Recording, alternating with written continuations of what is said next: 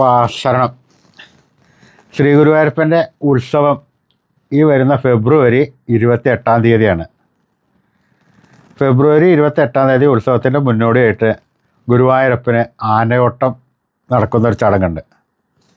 ഈ ആനയോട്ട ദിവസം കഴിഞ്ഞ ഉത്സവത്തിൻ്റെ അന്ന് എനിക്ക് ചെറിയൊരു അനുഭവം ഉണ്ടായി. ആ അനുഭവം എന്താണെന്ന് അറിയോ? അത് ഞാൻ ഒരു ചാനലിൽ ഞാൻ പറഞ്ഞിട്ടുണ്ട്, എങ്കിൽ ഒന്നും കൂടി പറയാം. അത് എല്ലാവരും കേട്ടിട്ടുണ്ടോ ഇല്ലയോ എന്ന് അറിയില്ലല്ലോ. ശ്രീ ഗുരുവായൂരപ്പൻ്റെ ഉത്സവത്തിൻ്റെ അന്ന്, തുടക്കത്തിൻ്റെ അന്ന്, ആനയോട്ടത്തിൻ്റെ അന്ന് ഉച്ചപൂജ സമയത്ത് ശ്രീ ഗുരുവായൂരപ്പന് ഉച്ചപൂജ കളഭാലങ്കാരം ഉണ്ടായത് ചെറിയൊരു പൊന്നുണ്ണി.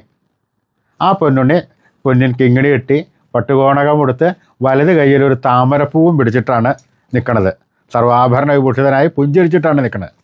അപ്പോൾ ഞാൻ ഉച്ചപൂജ കഴിഞ്ഞ് തൊഴുത് വരുന്ന സമയത്ത് പല ഭക്തന്മാരും പറഞ്ഞു, തിരുമേനി ഉണ്ണിക്കണ്ണൻ ഇന്ന് താമരയും പിടിച്ചിട്ടാണല്ലോ നിൽക്കുന്നത്, ആർക്കോ കൊടുക്കാൻ വേണ്ടി തയ്യാറായിട്ട് നിൽക്കുകയാണല്ലോ എന്ന് പറഞ്ഞു. അപ്പോൾ ഞാൻ പറഞ്ഞു, ഭഗവാൻ ആർക്കാണ് ആ താമരപ്പൂ കൊടുക്കണത്, ആ ഭാഗ്യവാൻ ആരാണ് എന്നറിയില്ലല്ലോ നമുക്ക്. ഏതായാലും ആ കിട്ടിയ ആൾ മഹാഭാഗ്യവാനാണ് എന്ന് ഞാൻ പറയുകയും ചെയ്തു.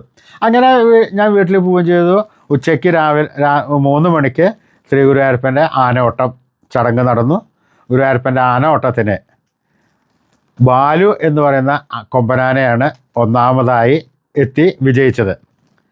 ആ ആന വിജയിച്ച് കഴിഞ്ഞിട്ട് ആനേനെ ആ വടക്ക് വശത്ത് കൊണ്ടുപോയിട്ട് ആനയെ കെട്ടുകയും അത് പ്രത്യേകമായിട്ട് വടം വലിച്ച് ഒക്കെ തയ്യാറാക്കി ആർക്കും അങ്ങോട്ട് പ്രവേശനമില്ലാതെ നിർത്തിയിട്ടുണ്ട് ആനക്കാർ. പിന്നെ അന്നത്തെ ദിവസം വൈകുന്നേരം 4:30 മണിക്ക് നട തുറന്നു.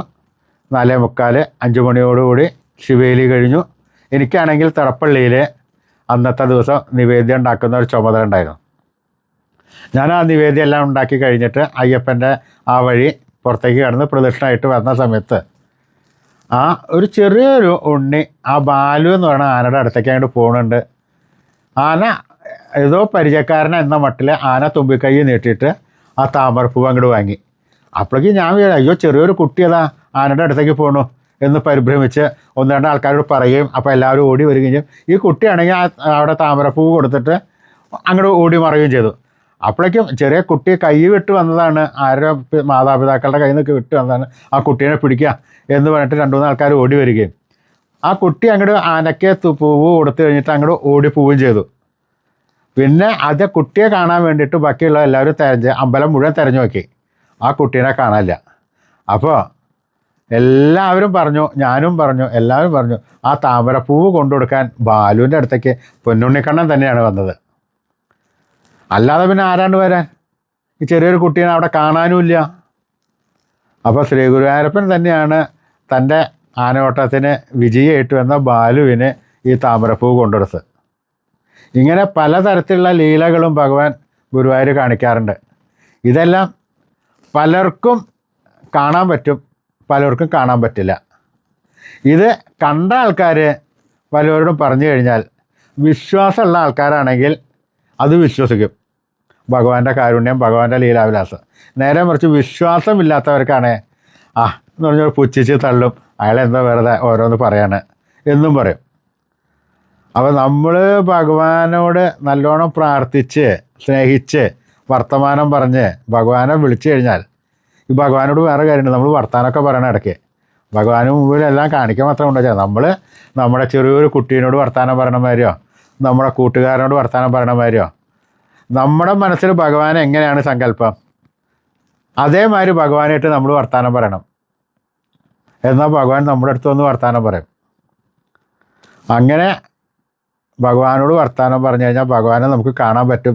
ഈ ഭഗവാനെ കാണാൻ പറ്റുക എന്ന് പറഞ്ഞാൽ ചിലപ്പോൾ ഈ 4 കൈകളോട് ശംഖ് ചക്ര ഗദാ പൽപ്പം പിടിച്ചിട്ടാവില്ല. ഭഗവാൻ നമുക്ക് എന്തെങ്കിലും കാര്യത്തിനോ മറ്റതാണെങ്കിൽ ഭഗവാനായിട്ട് വന്നിട്ട് ഭഗവാൻ ഒരാളെ പറഞ്ഞു വെച്ചിട്ട് ആ രൂപത്തിൽ വന്ന് നമ്മളെ സഹായിക്കും. അപ്പോൾ ഭഗവാനെ നിങ്ങൾക്ക് എല്ലാവർക്കും കാണാൻ പറ്റും. നിങ്ങളെല്ലാവരും പ്രാർത്ഥിക്കുക, നിങ്ങൾക്ക് ഭഗവാന്റെ സാന്നിധ്യം അറിയാൻ പറ്റും.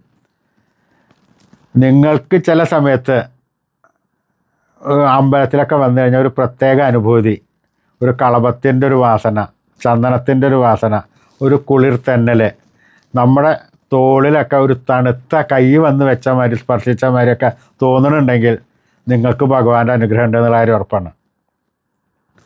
അപ്പോൾ നമ്മൾ ഭഗവാനെ സ്നേഹിക്കുക, ഭഗവാനോട് പ്രാർത്ഥിക്കുക ചെയ്താൽ ഭഗവാൻ നമ്മുടെ കാര്യം നോക്കും. ഒരു സംശയം വേണ്ട. ചിലപ്പോൾ ഭഗവാൻ കുസൃതിയൊക്കെ കാണിച്ച് ചിലപ്പോൾ നമ്മളെ പരീക്ഷിക്കുകയൊക്കെ ചെയ്യും. അപ്പോൾ അതൊന്നും വേണ്ട. അപ്പോൾ എനിക്ക് ഉണ്ടായ ഈ അനുഭവം നിങ്ങൾക്കെല്ലാവർക്കും ഉണ്ടാവും. നിങ്ങൾ നല്ലോണം പ്രാർത്ഥിക്കുക, നിങ്ങൾക്കും ഭഗവാന്റെ രൂപം കാണിച്ചു തരുന്നുള്ള കാര്യം ഉറപ്പാണ്. അപ്പോൾ എല്ലാവരും ഗുരുവായൂർ വരിക, ഗുരുവായൂരപ്പനെ പ്രാർത്ഥിക്കുക. ഗുരുവായൂരപ്പൻ്റെ അനുഗ്രഹം എല്ലാവർക്കും ഉണ്ടാവട്ടെ. ഹരേ ഗുരുവായൂരപ്പ ശരണം.